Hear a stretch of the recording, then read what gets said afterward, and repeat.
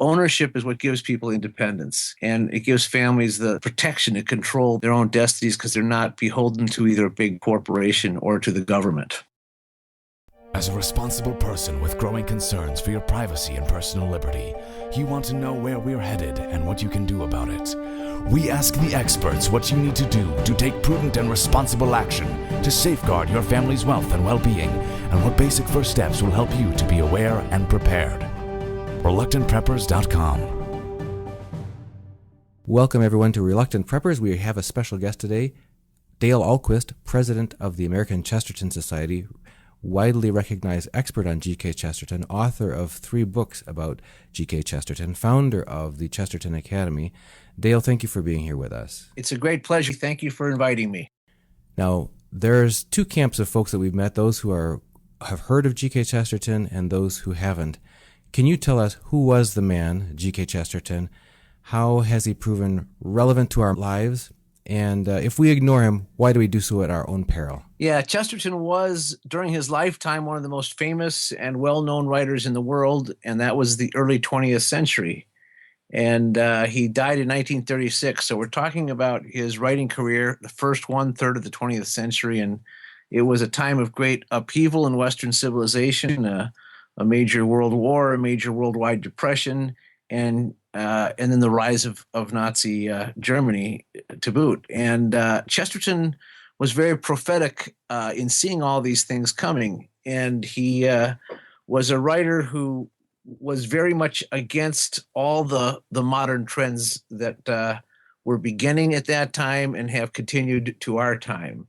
And so there's something about reading G.K. Chesterton now, 100 years after he actually wrote, that is as fresh and timely as ever. And I think the reason why there's a revival of interest in his writings is because he really does understand the 2 keys to the downfall of Western civilization. One is the attack on the Christian faith, and the other is the attack on the family.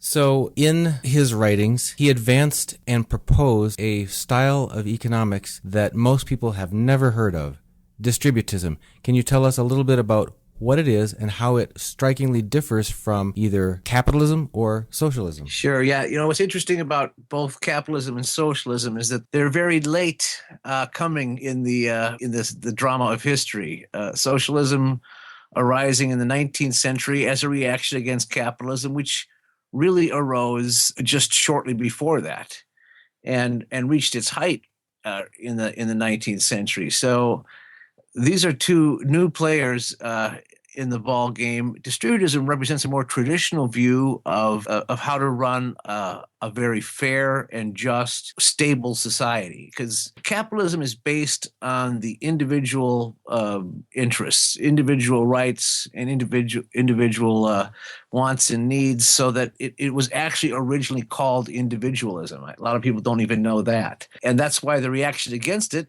is known as socialism, which is the opposite of individualism. For socialism, the ideal is the community, and the community interests are the most important and the first that are focused on. Where distributism differs from both of them is that it recognizes that the family is the basic unit of society, and it promotes the rights and the interests of the family as opposed to those of the individual or those of the community. That individual rights and community rights come second to the family's needs and the family's interests. So the name will cause suspicion in a lot of people. When they hear distributism, it sounds like a blackjack dealer distributing out all the goodies to all the people. It sounds like this form of collectivism where they're distributing the wealth. But that's not at all what it's about, is it? No, and you're absolutely right when you say the name itself has created great confusion and misunderstanding. And the folks who first put forth this idea in the early 20th century, G.K. Chesterton and his colleague Hilaire Belloc, they both agreed that it was a rotten name, and they never came up with a better one. and those who have really been proponents of the idea since then have all agreed we need to come up with a better name, and they haven't come up with a better one. The idea, the word itself, comes from an encyclical of Pope Leo XIII called Rerum Novarum that was written in 18 1791. That's where he was addressing great social injustices that had arisen really out of industrial capitalism. And the Pope saw that there were the false reaction, the false solution to the societal ills that were created by really widespread misery of people clustering to the cities and just huge unemployment as people, lost all their means of production, lost their ownership. He saw that the wrong reaction was socialism. And so it was a warning against socialism and somehow trying to protect the rights of the workers. And he says the solution for the workers is for as many of them as possible to become owners. And he says, because justice is distributive. That's where the word justice is something that everyone is entitled to. And so that's the word, that's where the word distributive was used. And so that became the byword of the distributists, because justice is something that everyone should have. So is that a key facet of distributism, is that the individual family owns the means of their own livelihood? Yeah, that's the whole thing. It's widespread ownership as opposed to under capitalism. I think Chesterton's great criticism of capitalism is not that there are too many capitalists, but there are too few. There are too few people who have capital, and they have an inordinate amount of capital, and everyone else, the great majority of the population, are wage earners working for those few who have the capital. When you have a society that is largely composed of wage earners, they don't have really autonomy in their lives, and they don't really have enough to have a control of their families and their own family's destiny. They're not autonomous. Chesterton says that the opposite to employment is not unemployment. The opposite to employment is independence.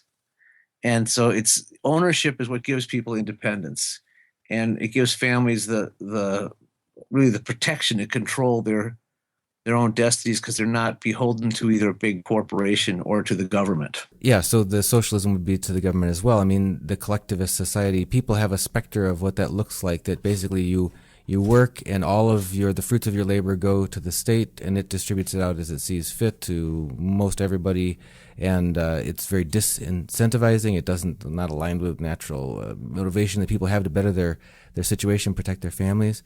So what does distributism do that's different from that? What does distributism actually look like in an ordinary person's life? What it looks like is as many small businesses as possible that are owned by families. And one of the reasons why our society has come apart, according to G.K. Chesterton, started when so many people became wage earners, and when women started leaving the home to work, it took them away from their families. But before that, men had been taken away from their families by having to be wage earners. And in the modern capitalist society, you have both parents working for someone else, and no one's really taking care of their family, and families are falling apart as a result. So the distributist ideal is people not working for someone else, but working for themselves, both husband and wife and children, really running their own family business. And, the ideal would be the family farm, but it doesn't have to be farming. It can be other trades, other means of people really in charge of their own income without having to live on a wage. So that sounds like entrepreneurism. Oh, very much. And, that's where, in most ways, distributism aligns more with capitalism than it does with socialism, but it doesn't align perfectly with either one. That's why it's its own thing. It's entrepreneurial in that it's people coming up with new ways to make money for themselves, but their focus is not on making money. Their focus really is on taking care of their family and living out just a normal life, desiring normal things, normal marriage, normal ownership, normal worship, and a normal appreciation of life itself. When you talk about these small family businesses, the first thing that comes to mind is people shaking their heads and saying, you're wanting a throwback to the old days. We've evolved beyond that, because that's low efficiency. We've now learned about economies of scale. There's no way that a small-time, hardware store can compete with the big, huge mega chains, or any other small-time grocery store or farmer's market is going to compete with the big chains that have their lean supply chain, their just-in-time inventory, and these huge low-cost methods. So Can you speak just a bit to that, about people saying this is the old way, we've tried it, we've been there, done that, now we've moved on to bigger and better things that are going to give us a better standard of living? Because isn't there a hidden cost that's not counted when you're only looking at the price tag on things? Oh, absolutely. And the better standard of living that everyone's talking about, none of them have paid for because they bought it with credit that they that they don't really own any of this better standard of living that they've been talking about. Yeah, they have more toys, but they haven't paid for them because they bought them on credit, and we're just in the process of collapsing under really a huge mountain of debt created by truly a capitalist system that all it does is continue to leverage money that is not even real. The money itself is not real, and it's a system that's destined for collapse. Yeah, people will say you're trying to get it back to the old way. The argument is that the old way actually was more stable. Families were more stable. The society itself was more stable. And we don't live in a stable society right now. We live in a very, very unstable society, and families are falling apart, and people really can't meet their basic needs, and yet they're driven by a consumer mentality where they want new toys and new gadgets and new thrills, but they've forgotten some really basic needs that provide much greater and deeper and long-lasting fulfillment. What's interesting, too, is in people's own buying behavior, we're starting to see a turn back to the small shop. People realize that the big box retailer, even though they could save 38 cents on toilet paper, what they never get is any service anymore. They don't get any attention when they're trying to buy something. And there's a lot of frustration. And plus, even the choices of what they used to be able to buy are fewer now, because they have to go to what I and my family affectionately refer to as the Grand Soviet Distribution Center to get the 2 or 3 things in the big box retailer that the big box retailer has said, well, these sell the best, so that's all we're going to sell. So even from a pure economics cost standpoint, it sounds like there's hidden costs if you go only for the low cash register receipt at the end of the shopping and you judge it only by that. You say, well, definitely I should shop at the big box stores and sponsor these huge chain businesses. But as you mentioned, if that's contributing to the breakdown of families instead of supporting family businesses in the small scale, that leads to a whole host of ripple effects in the society that have their own costs that are never rolled back into that. You never see, you know, when you talk about high unemployment among the youth, or when you start talking about inner city crime, where you have poverty and unemployment contributing to violence and crime and that sort of thing. And then you have more juvenile delinquent programs and prisons and all that sort of thing. They never roll that into your cash register receipt. You know, in industry where I work, high tech industry, they talk about the levelized cost of poor quality, and basically rolling the cost of poor quality and the errors and all the things that go wrong back into the cost of the thing that you made, so that it's visible and you can drive it down. But here it seems like as a society and as a culture, we just act as though that's a mess left for somebody else to clean up. It's a separate, completely disconnected societal problem. But G.K. Chesterton didn't seem to see things in a disconnected sense, did he? Oh, yeah. It's a very good way of putting it, because it's that whole disconnectedness. When we go to the big box retailer, we don't know the minimum wage earner who's pressing the buttons at the cash register. There's really no neighborly interaction anymore in the market transaction. When it was your neighbor who owned the shop, your neighbor knew about you, you knew about your neighbor, and there was an accountability that he had for what he was selling you, and he took a legitimate interest in your life when he was selling you something, and your dollar supported him. Now, when you pay money to the big box retailer, that money just flies out of the community. It doesn't stay local anymore. All of the arguments against big government, where you have a remote government that is not accountable to the local citizen, those same arguments apply to commerce as well. If commerce is local, then the local retailer, the local salesman, the local merchant is accountable to his neighbor, but also his neighbor is actually supporting the local merchant. There's a stronger bond and a stronger local strength that is developed when you have small businesses. And some of that strength of community and of friends helping each other, neighbors helping each other, some of our folks who are interested in preparedness and making sure that they've done the due diligence to have a resilient livelihood plan for their family, they're concerned that if things turn south for one reason or another in the broader economy, that they want to have a network of close friends who know how to produce food, who know how to repair things, who know how to do the important services that are needed to get through day-to-day life. And that if we are entirely dependent upon these big box retailers and the cheapest method of getting these goods and services, when that system shows fragile cracks or whatever, when that system breaks down, that leaves us much more vulnerable than having a resilient network of friends who have actual useful skills. When we know where our food comes from, and we can eat local and eat healthy, or get our services provided locally. Yeah, and a corollary to that is how modern technology has made us more isolated from one another. We have the best forms of communication in the world, says Chesterton, right when we don't know what to say to each other. And but he said he also has he says, we can now talk to across the ocean by wireless, but we don't talk to our next door neighbor anymore.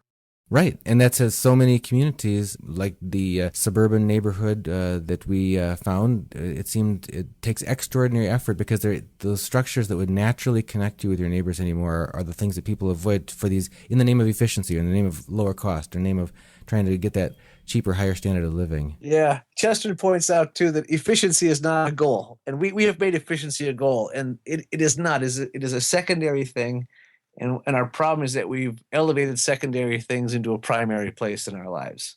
Two little anecdotes that come to mind, and they may trigger additional reflections from you on this, is our local hardware store, locally owned and operated hardware store, small time in our neighborhood. The manager there was lamenting to me that he had a very difficult to please customer who came in and said, "I want you to sell me this lawnmower. I can get the same brand from the big box store in town for less than you're selling it to me. Can you match their price?" He said, I'm sorry, I can't match their price. They deal in volumes that I never can, and so they get deals I don't get. But I'll treat you fairly. I'll take care of you. I'll provide you good service. The guy said, that's just a bunch of talk. I'm going to go get my lower price. He disappeared.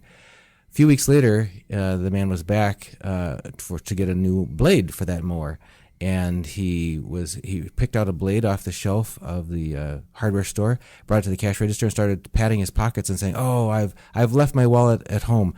Can I just take this with me? I'm really in a hurry to get this job done, and I'll pay you back when I'm back here tomorrow." And the hardware store owner looked at him slowly and said, "I can do that. Try getting away with that down at the big box store down the street." And that's an example of what you were talking about earlier, of the kind of relationships and synergies that we can form when we do rely on each other in relationships. Yeah, very good point. And when you complain at the big box retailer, who are you complaining to? Just a wage earner who doesn't really care about what you have to say and can't do anything about it anyway to help you. So you take out your wrath on someone who is as much a victim of the problem as you are. Another fruit of distributism or distributed ownership is, if you're dealing with the owner, you're dealing with someone whose motivations are inherently aligned with the vital success of the business, and that means really caring about what every customer thinks. That's right. Satisfying them. When you talked about the large merchants of vacuum or sucking away the money back to the corporate headquarters, and it's not staying in the community, reminded me of when we would go on vacation on a cruise ship, and we'd visit island after island after island around different countries around the Caribbean, and see the same chain restaurants, the same chain jewelry stores, the same chain merchants there, and realizing that the money that's spent there does not stay there. You see the people around in those communities in desperate poverty, but they have these luxury, selling high price, catering to the wealthy travelers, these stores, but the money is not staying there. It's just disappearing.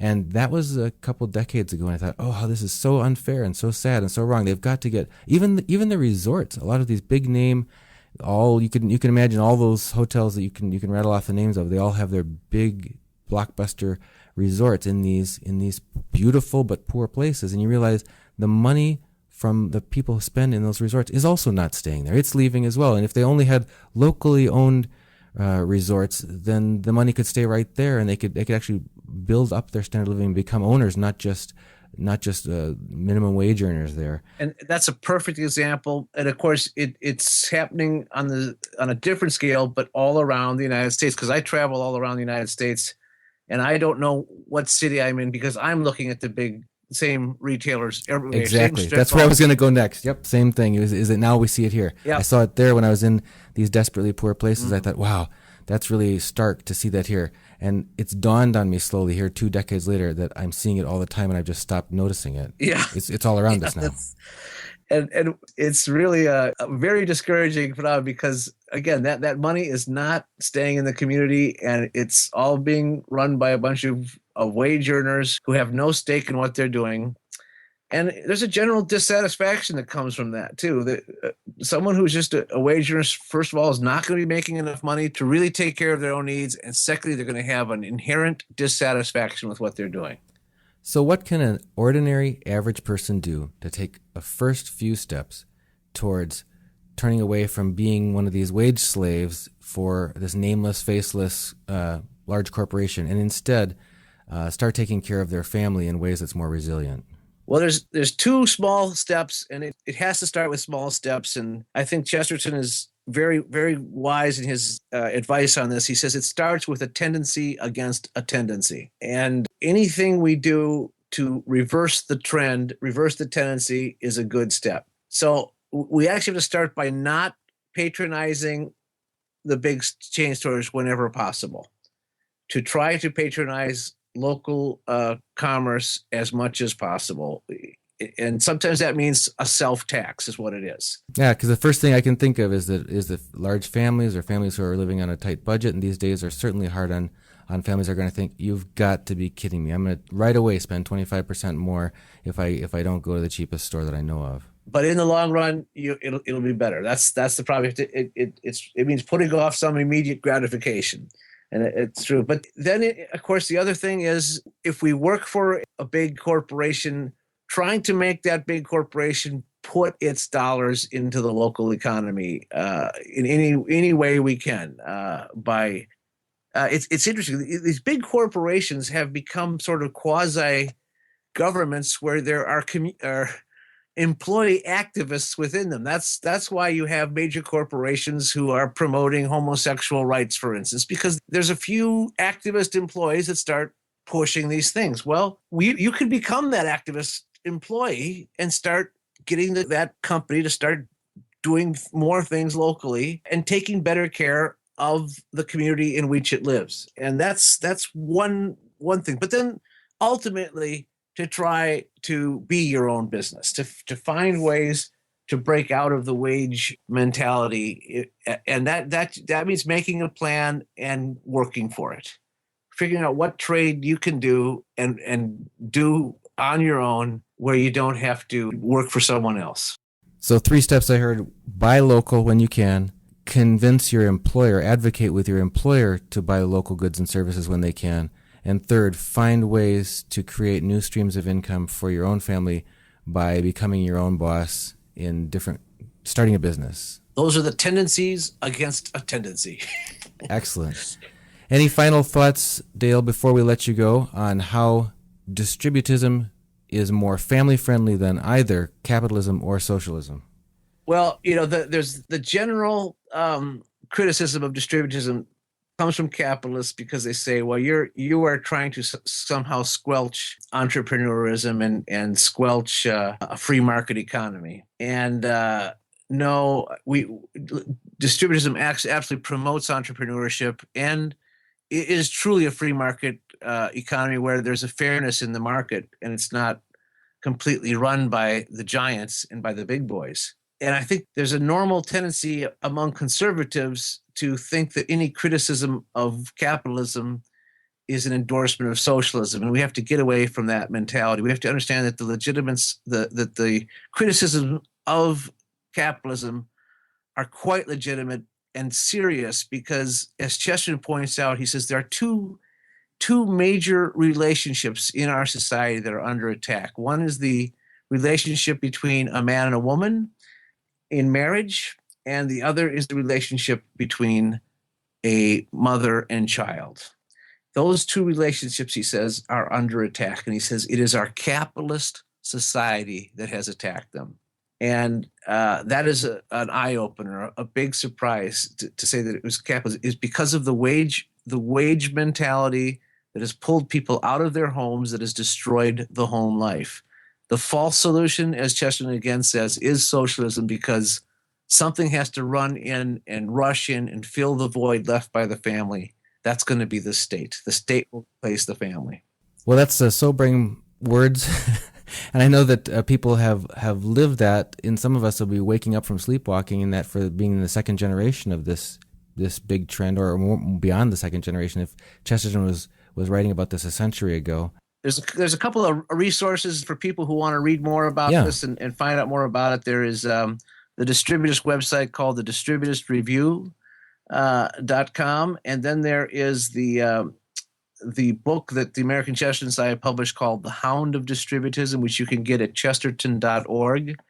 And then in one of my books on Chesterton called The Complete Thinker, I have a chapter in there called Buying and Selling, and I guess I'd urge everybody to read that chapter in the book, The Complete Thinker, about G.K. Chesterton.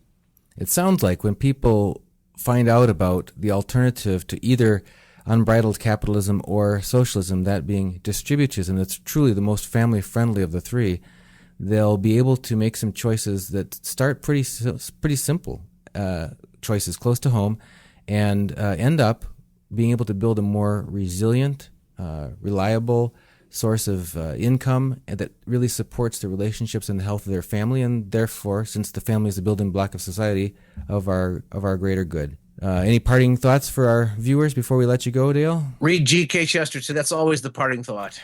Thank you very much. That was Dale Ahlquist, president of the American Chesterton Society. Dale, thank you for all of your time. God bless. Thank you very much. You too.